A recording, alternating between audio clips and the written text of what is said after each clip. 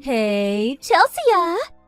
You'll never guess who I saw coming out of the bargain price supermarket yesterday. You! What the hell are you doing in there? Hi, Marcia. I regularly shop at that supermarket. What's the problem? Seriously? You regularly shop at a bargain price supermarket? Oh no, how tragic! Are you joking? Yes, I do. Ew, that's so gross! Okay, really, no more joking now. Do you actually shop there all the time? What's wrong with that? It's not necessarily that there's anything wrong with it. It's just that... Well, take me, for example. I shop at Freshman's, the #1 luxury supermarket in America. My husband's the manager at a company he works at, so we can afford it. He makes so much money, in fact, that I'm able to be a stay-at-home housewife. Which is why my family has no links to the likes of bargain price supermarkets. Even just saying it makes me feel sick. Places like that are for commoners. We eat the finest ingredients in our household, and they come by delivery too, I might add. By the way, we're having steak and garlic mushrooms for supper tonight. Guess how much the steaks cost? Okay, I'll tell you. $500 each. That's great. I'm pleased you're able to eat so well. Right? It's the kind of meal someone poor enough to shop at a bargain price supermarket could only dream of eating. Don't you agree? Does shopping at a bargain price supermarket automatically make someone poor? Oh, do forgive my rudeness. Please, don't misunderstand me. It's not like I'm laughing at you and your husband for being a low-income family. Low-income families like you are the backbone of America. Who would work the menial jobs like delivering my steaks if not for good, hard-working poor folk like you? Oh, I'm so sorry, Chelsea. I wasn't trying to be malicious. Oh, the schools are always trying to drill it into us with flyers and emails. Don't you pay any attention? You know, how important a proper diet is for a child's development. If you keep feeding your kids such rubbish, they might grow up to be poor like you. I just wanted to give you a little reminder. I was only thinking of your little ones, really. I hope you understand. Marcia, I have to go back to work now, so bye. Oh dear. People who work decent, respectable jobs are getting ready to go home right now. I get it. You have to work overtime to compensate for your husband's pitiful salary. My client had some circumstances to deal with, and this was the earliest they could schedule today's meeting. Right. I'm very kind to poor people, you know. So kind, in fact, that I'm willing to go along with that imaginative little story of yours, if that makes you feel a little better. Goodbye. Good luck supplementing the finances. I'm rooting for you, sweetie. Dearie me. Chelsea, is everything okay? What do you mean? I just saw you coming out of the fanciest burger joint in New York! Oh, right. Yeah, that was me. I have a reservation there for 6 p.m. tomorrow evening, so I stopped by to say hello to all the staff beforehand since I was in the area anyway. A reservation? Oh no, this is just tragic! You don't know, do you? That's a luxury burger joint! Politicians and CEOs eat there, you silly girl! This isn't some cheap fast food joint we're talking about! Those are elite burgers for elite people! Do you have any idea how expensive it is? Even just a regular hamburger is worth $1,000! A single patty probably costs more than your monthly salary! I know the prices. I eat there every year. What? Every year? Chelsea, darling, you do know that you don't have to try to show off in front of me, right? I accepted you for who you are. You may be from a low-income family, but you are still my friend. And I have a duty as your friend to be honest with you. Let's face it, you shop at a bargain-price supermarket. It's not really suitable for you to be eating at a fancy burger joint like that, is it? You don't have to prove anything to anyone, you know. I'm not trying to prove anything. If you go through with this, you're not going to be able to afford anything except the sauce collection. Maybe a slice of lettuce or a couple of fries if you're lucky. It's fine, you don't need to worry about me. I can afford to eat from the regular menu. Don't be so unreasonable. Oh no, you're not, are you? Surely you don't plan on eating and running off without paying? What? You can't do that. I won't allow you to. It's my duty as your friend to stop you going down that path of evil. This might not be a pleasant conversation to have, but someone's gotta tell you.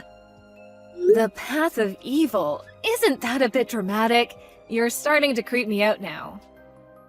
There's nothing else for it. I'll take your reservation. You'll have to do what now? Listen, here's the thing.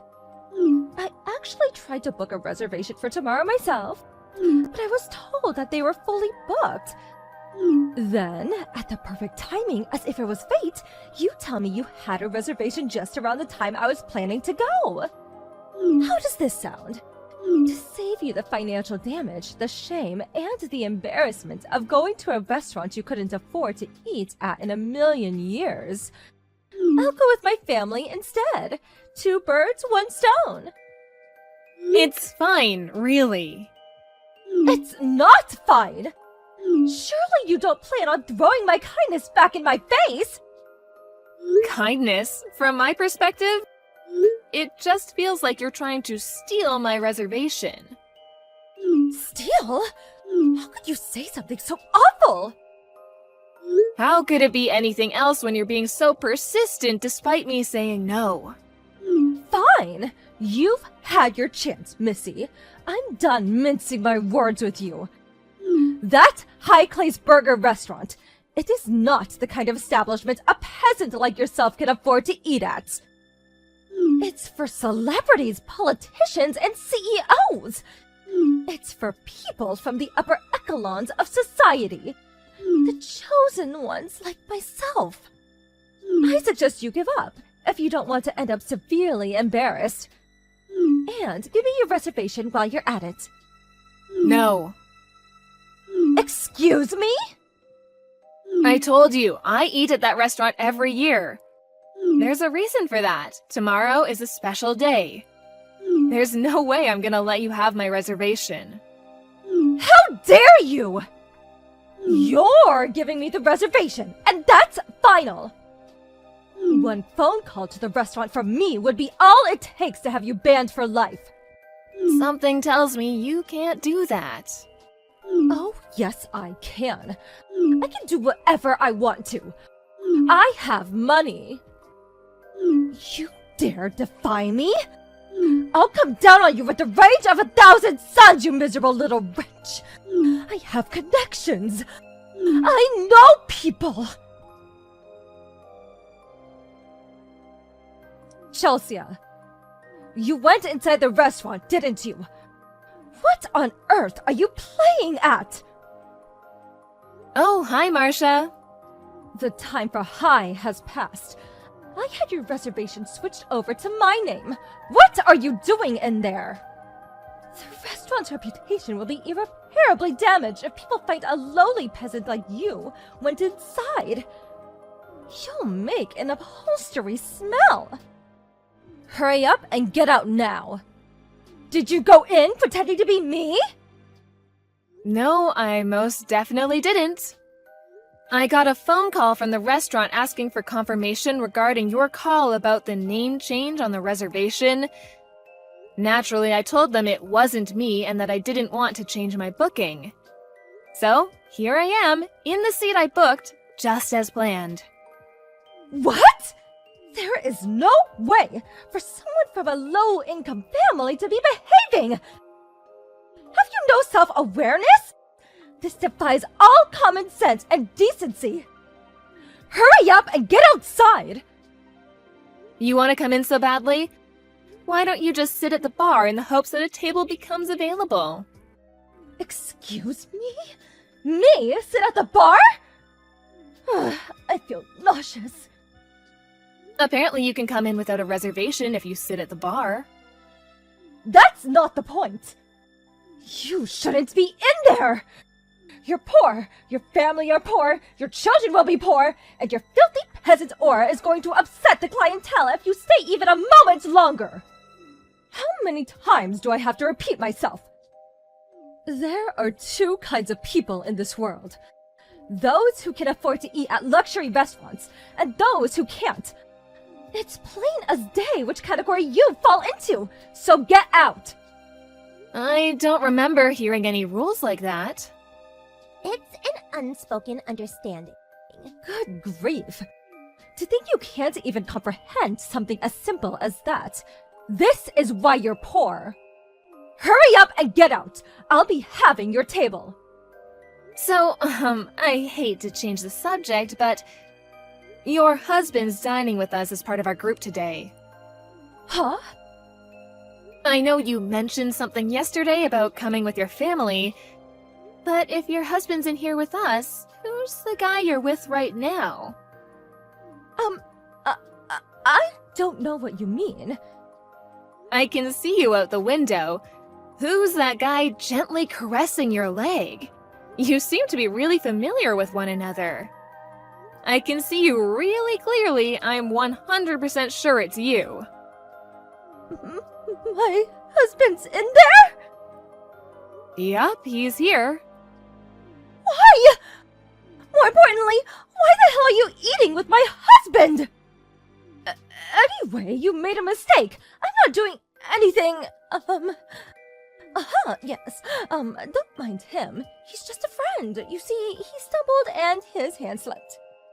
Oh dear, you seem to be in quite the panic. Are you okay? What's going on? Nothing makes sense anymore. Hello? Chelsea? I need to speak with you, please. Hi, Marcia, what is it? Why didn't you tell me that my husband is an employee at the company you're CEO of? You didn't go to the fancy burger joint to eat with your family, but for the anniversary celebration dinner of your company's foundation. Oh, I had no idea. I did kind of get the impression you didn't know. Of course I didn't. Why didn't you tell me? It was only today that I found out your husband is one of the managers at my company. I also didn't particularly feel the need to let you know I was a CEO. I mean, it's not like we're that close, is it? Huh? Besides, I like keeping my work and private life separate. I only know you through nursery. We only see each other outside the gate sometimes while waiting for the kids to get out. There was no way I was gonna tell you about my job unless you specifically asked me. Even if I did, I certainly wouldn't start bragging about my position. My job isn't some tool to be used to feel superior to others. Oh my god. But why would you shop at a bargain price supermarket if you're filthy rich? Well, that supermarket has a really good reputation for sourcing fresh, quality ingredients at low prices, which really appeals to me. What? Quality ingredients at discount prices. What's not to like? That's our family's policy on food, and I plan on instilling the same values in my kids. Wait, have you been looking down your nose at me this whole time? Not at all. I just don't have the time or energy to engage in pointless egotistical disputes over social status. Anyway, don't you have something more important than messaging me to be worrying about right now? Huh? Your husband knows, you know, about the affair. What have you done? This would have never happened if you just gave me a reservation when I asked! Even if you got the reservation, do you think you'd have been able to afford the bill? What? My family has money. Of course I'd be able to pay. In any case, you should probably be thankful you're not being charged for 40 people's meals. 40 people? If your attempt at stealing the reservation had succeeded, you would have owed $7,500. 7,500? Today is the anniversary celebration of the founding of the company, and being that we're fairly large, it was obviously going to be a big event with a sizable budget. You wouldn't have been able to rely on your husband's money, though. What with him being dead set on divorcing you now, would you? Apparently he's going to demand compensation, too. He'd never divorce me. Is that so? Actually, you know what? Your divorce is none of my business, so I'm gonna leave it there. Good luck to you both. Marcia's confidence in the safety of her marriage was misplaced, and her husband did indeed divorce her. With that, she had no choice but to go and live with her parents. Custody of the kids was handed to her husband due to his stable financials. Marcia's lover was, believe it or not, a college student. It turns out the reason she was so frantically trying to steal my reservation was because it was her boyfriend's birthday. And because she was so desperate to make him like her, she regularly splashed out on lavish restaurants and presents using her husband's money, and even going into debt on top of that. Even more tragically, she had him convinced she was a single CEO. He yelled at her with, what was that cringy line of hers? The rage of 1,000 suns, before breaking up and leaving her crying in the street. She was disowned by her parents, who were just as furious. Between the compensation and child support payments she was ordered to pay in divorce court, on top of the crippling debt repayments, she didn't have a chance of sustaining her expensive lifestyle, and her delusions of being a high-rolling celebrity disappeared with all of her money. I hear she works 3 jobs now. That's gotta be tough.